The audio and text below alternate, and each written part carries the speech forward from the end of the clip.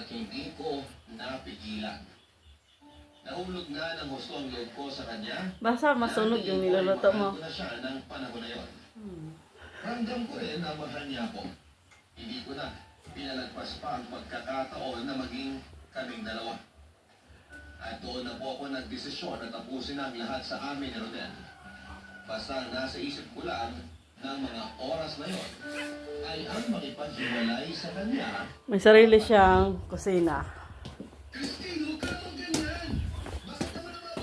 Yan, may niluto siya.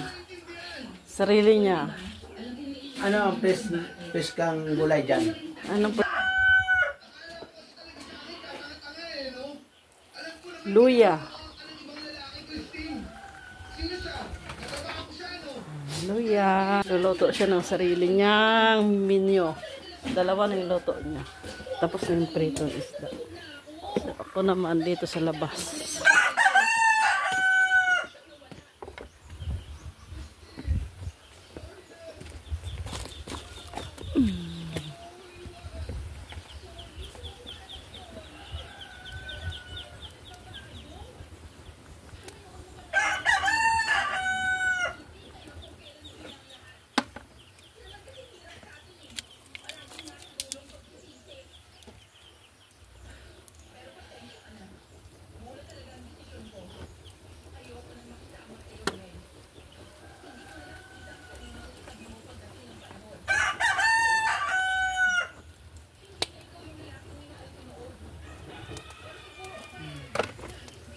Ang niluluto ko ay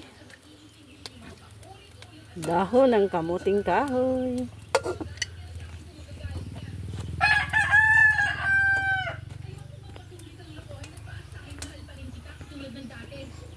Okay.